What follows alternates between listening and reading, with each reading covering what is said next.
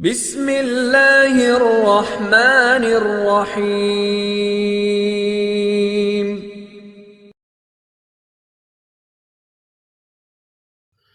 السلام علیکم، میرا نام ہے محمد یاسر رفیق اور آپ دیکھ رہے ہیں اسلام از پرفیکٹ لائف۔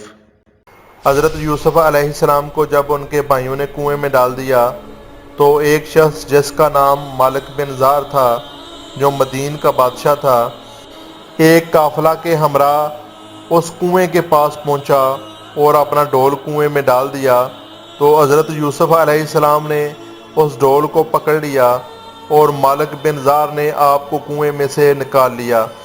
تو آپ کے بھائیوں نے اس سے کہا کہ یہ ہمارا بھاگا ہوا غلام ہے، اگر تم اس کو خرید لو تو ہم بہت ہی سستا تمہارے ہاتھ بیچ دیں گے۔ چنانچہ ان کے بھائیوں نے صرف 20 درہم میں حضرت یوسف علیہ السلام کو بیچ ڈالا، مگر شرط یہ لگا دی کہ تم اس کو یہاں سے اتنی دور لے جاؤ کہ اس کی خبر بھی ہمارے سننے میں نہ آئے۔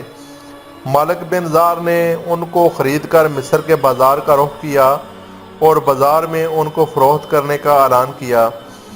ان دنوں مصر کا بادشاہ ریان بن ولید املکی تھا اور اس نے اپنے وزیر اعظم قطفیر مصری کو مصر کی حکومت اور خزانے سونپ دیے تھے، اور مصر میں لوگ اس کو عزیز مصر کے خطاب سے پکارتے تھے۔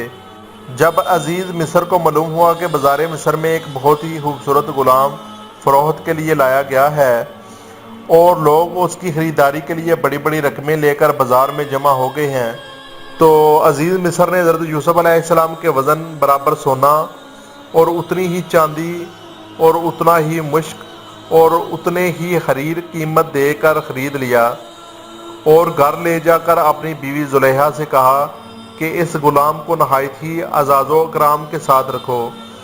اس وقت آپ کی عمر شریف 13 یا 17 برس کی تھی۔ زلیخا حضرت یوسف علیہ السلام کے حسن و جمال پر فریفتہ ہو گئی اور ایک دن خوب بناؤ سنگار کر کے تمام دروازوں کو بند کر دیا اور حضرت یوسف علیہ السلام کو تنہائی میں لبانے لگی۔ آپ نے معاذ اللہ کہہ کر فرمایا کہ میں اپنے مالک عزیز مصر کے احسان کو فراموش کر کے ہرگز اس کے ساتھ کوئی خیانت نہیں کر سکتا۔ پھر جب خود زلیخا آپ کی طرف لپکی تو آپ بھاگ نکلے اور زلیخا نے دوڑ کر پیچھے سے آپ کا پیراہن پکڑ لیا جو پھٹ گیا، اور آپ کے پیچھے زلیخا دوڑتی ہوئی صدر دروازہ پر پہنچ گئی۔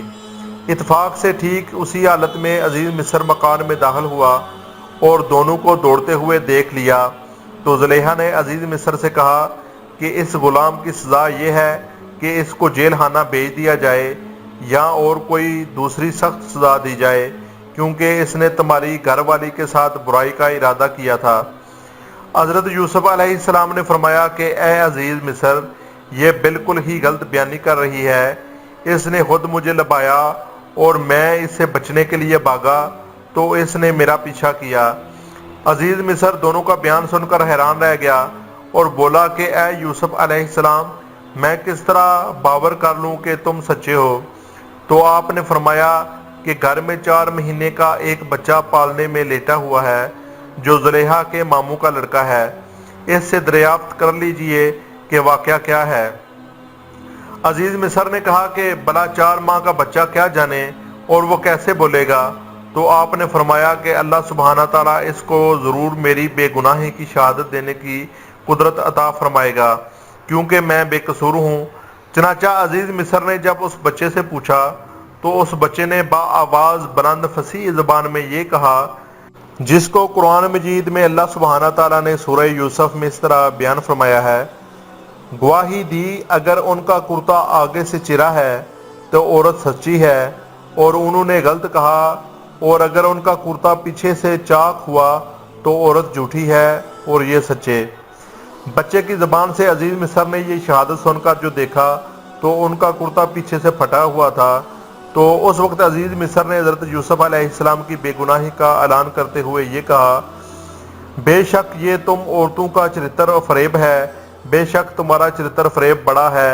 اے یوسف، تم اس کا خیال نہ کرو، اور اے عورت تو اپنے گناہ کی معافی مانگ، بے شک تو خطاواروں میں ہے۔